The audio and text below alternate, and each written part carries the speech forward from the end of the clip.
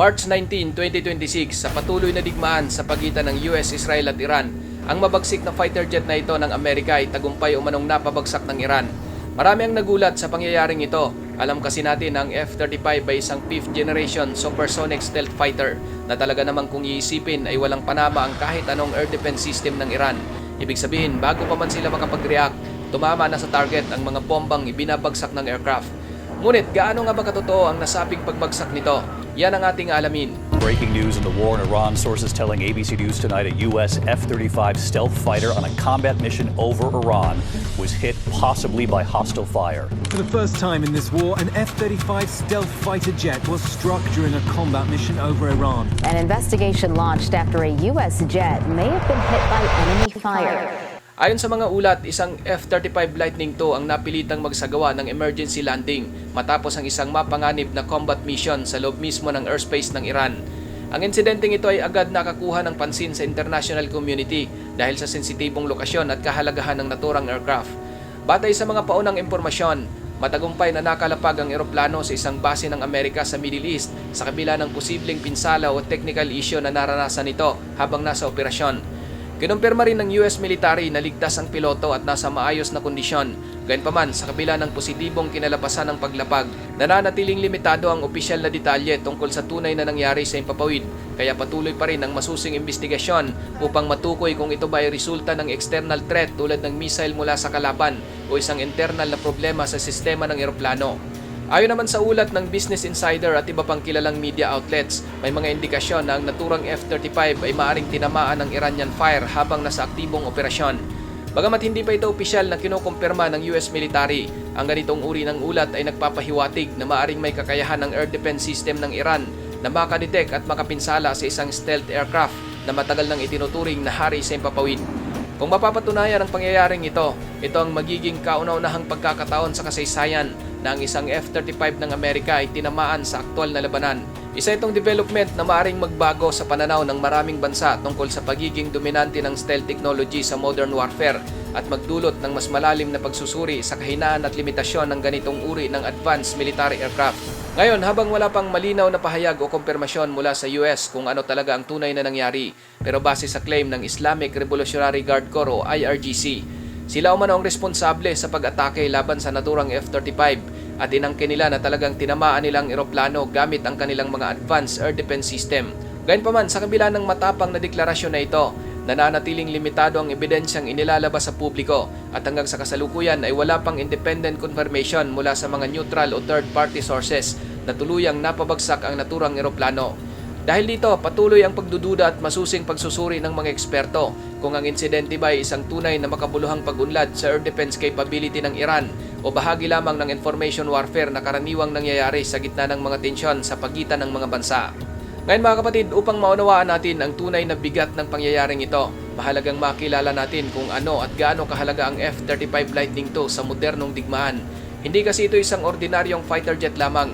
Ito ay isa sa mga pinaka-advanced na aircraft na kasalukuyang ginagamit sa buong mundo. Ang F-35 Lightning II ay binuo ng Lockheed Martin bilang bahagi ng isang napakalaking defense program ng Estados Unidos na layuning pagsamahin ang cutting-edge technology at multi-role capability sa isang platform.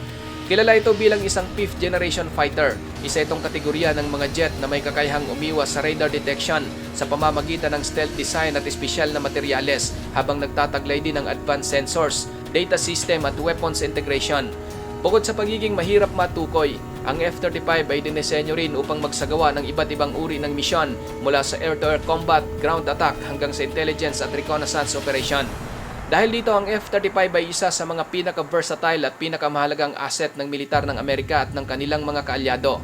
Sa loob ng maraming taon, ang F-35 ay nagsisilbing isa sa mga pangunahing sandata ng Amerika sa mga sobrang mapanganib na mga military operation, lalo na sa mga lugar na itinuturing na mayroong mahigpit ang depensa. Dahil sa kakayahan nitong umiwas sa radar at mag-operate ng hindi agad natutukoy, naging mahalagang asset ito sa mga misyon na nangangailangan ng mataas na antas ng precision at survivability. Ginagamit ito hindi lamang sa surveillance o pagmamanman, naging epektibo rin ito sa mga precision strikes kung saan mahalaga ang eksaktong pagtama sa target upang maiwasan ang collateral damage. Bukod dito, epektibo rin ang F-35 sa mga tinatawag na deep penetration missions Malaya kasi itong nakakapasok sa loob ng heavy defended airspace ng kalaban upang magsagawa ng operasyon na karaniwang imposible para sa mga traditional na fighter jets. Kaya naman lalo nitong pinapatibay ang kakayahan ng Amerika na magsagawa ng operasyon kahit sa pinakakomplikadong sitwasyon. Sa kasalukuyang digmaan sa pagitan ng United States, Israel at Iran, malaki ang naging papel ng F-35 Lightning II sa pagpapatupad ng tinatawag na air superiority, isang critical na elemento sa anumang modernong digmaan kung saan ang kontrol sa ipapawid ay nagbibigay ng malaking strategic advantage sa lupa at sa dagat. Sa mga unang yugto pa lamang ng operasyon, mabilis na nakapagsagawa ng coordinated strikes ang US at Israel laban sa mga air defense system, missile sites at military infrastructure ng Iran. Ito ang nagbibigay daan upang unti-unti nilang makuha ang kontrol sa ilang bahagi ng Iranian airspace.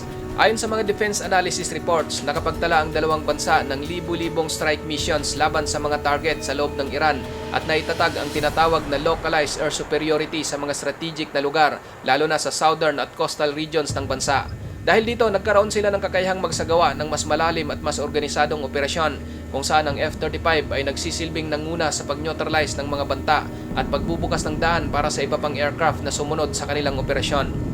Ang Israel ay isa rin sa pinakaaktibong gumagamit ng F-35 Lightning II, partikular ang kanilang customized version na kilala bilang Adir na talagang inangkop sa kanilang sariling military systems at operational na pangangailangan.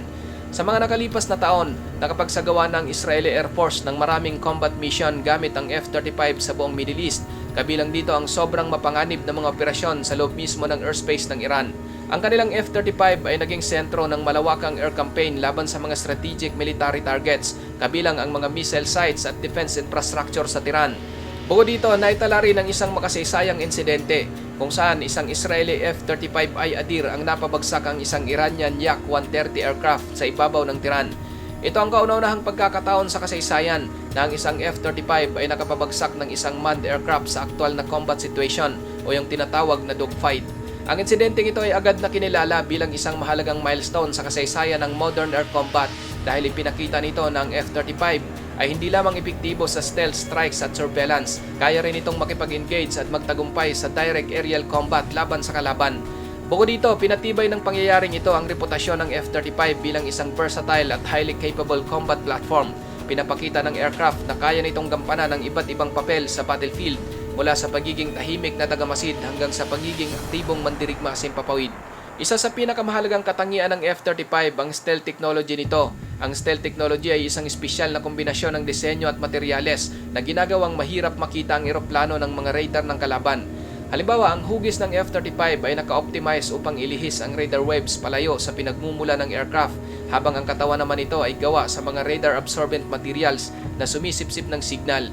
Dahil dito, mas nagiging limitado ang kakayahan ng kalaban na i-target o subaybayan ng jet, kaya nagkakaroon ito ng malaking bintahe sa labanan at reconnaissance mission. Bukod dito, ang F-35 ay mayroong advanced sensor suite na nagbibigay ng kakayahan sa piloto na makita ang kalaban bago pa siya makita o ma-detect ng iba. Kasama sa mga sensors nito ang cutting-edge radar, infrared tracking at electronic warfare systems na nagsusuri ng buong labanan sa real time. Ang impormasyon mula sa mga sensors na ito ay pwede ring may padala sa iba pang kaalyadong unit, kaya mas napapalakas ang situational awareness ng buong team. Ang F-35 ay hindi lamang isang simpleng fighter jet, ito rin ay may tuturing na isang flying data center sa modernong larangan ng digmaan. Bukod kasi sa kakayahan nitong lumaban at magmaneuver sa ere, kaya rin itong mangolekta, magproseso at mag-analyze ng malawak na impormasyon mula sa iba't ibang sensors nito. Halimbawa, pinagsasama nito ang data mula sa radar, infrared systems, electronic warfare sensors at iba pang intelligence sources upang makabuo ng malinaw na larawan ng labanan sa real time. Ang natatanging kakayahang ito ay nagbibigay daan sa F-35 na makipag-ugnayan sa ibang units tulad ng ibang eroplano, ground forces at naval asset na parang isang central hub ng impormasyon. Dahil dito, mas nagiging mabilis at mas epektibo ang koordinasyon sa battlefield at mas mataas ang posibilidad ng tagumpay sa misyon. Kaya naman, para sa US at sa mga kaalyado nito, ang ganitong level ng situational awareness ay malaking advantage dahil kaya nilang makita at tugunan ng banta bago pa man ito maging critical at makagawa ng mas maingat at mas stratehikong desisyon sa gitna ng digmaan. Dahil sa espesyal na kakayahan ng F-35 Lightning II, ang jet na ito ay naging isang mahalagang bahagi ng defense strategy ng Amerika at Israel. Ang kombinasyon ng stealth, advanced sensors at kakayahang mag-share ng impormasyon sa real time ay hindi lamang nagpapalakas sa mismong operasyon ng eroplano, kundi nagiging pundasyon din ng mas malawak na military strategy ng mga bansang ito. Isa sa pinakamahalagang papel ng F-35 ay bilang isang deterrent upang hihikayat sa mga potensyal na kaaway na huwag umatake. Ibig sabihin kahit hindi pa ginagamit sa aktual na labanan ng F-35, ang presensya nito ay nagbibigay ng psychological at kalamangan dahil sa kakayahan nitong tumugon ng mabilis at epektibo sa anumang banta. Ngunit ang insidente sa Iran ay nagbukas ng bagong tanong sa mundo ng modernong air combat kung ang isang F-35 na kilala sa pagiging halos hindi makita sa radar dahil sa advanced stealth technology nito ay maaari palang tamaan. Nagdulot ito ng seryosong pagdududa tungkol sa hinaharap ng stealth aircraft. Ipinapakita kasi nito na kahit pinaka-advanced na technology ay mayroon pala talagang limitasyon, lalo na kung ang kalaban ay gumagamit ng makabagong detection system gaya ng infrared tracking, electronic optical sensors at passive tracking networks na hindi agad nakikita ng traditional na radar. Ang insidenteng ito mga kapatid ay paniguradong magiging isang basihan ng mga eksperto sa depensa upang lalo pang mapabuti at mapalakas ang stealth technology para makasabay sa mabilis na pagbabago ng mga defensive system ng kalaban. Tiyak na magdudulot ito ng mas malalim na innovation sa mga susunod na henerasyon ng fighter jets tulad ng mas epektibong heat signature management, enhanced electronic warfare capabilities at integration ng artificial intelligence para mas mabilis ma-detect at maiwasan ang mga banta. Sa madaling salita, ang insidente sa Iran ay hindi lamang isang isolated event. Ito ay isang wake-up call para sa mga militar na patuloy na pag-isipan at pagbutihin ng mga taktika at teknolohiya upang mapanatili ang kanilang strategic advantage sa hinaharap. Sa huli mga kapatid, ang insidente ng F-35 sa Iran ay hindi pa ganap na malinaw kung ano talaga ang nangyari. Ayon sa opisyal na pahayag ng US military, ang pangyayari ay patuloy pang iniimbestigahan at wala pang lubusang kumpirmadong paliwanag kung paano at bakit nagkaproblema ang aircraft habang isinasagawa nito ang combat mission sa himpapawid ng Iran. Ang pilot ay nakaligtas at nakabalik sa isang base ng US at ang mga detalyeng teknikal ay sinusuri pa para malaman kung ito ba ay talagang sanhi ng enemy fire, environmental factors o iba pang teknikal na problema sa eroplano mismo. Sa ganitong sitwasyon, nagiging mas mahirap agad makuha kung ano talaga ang totoong nangyari dahil sa dami ng conflicting claims at impormasyon mula sa magkabilang panig na nagtataguyod ng kani-kanilang bersyon ng kwento. Ngunit isang bagay lang ang talagang tiyak.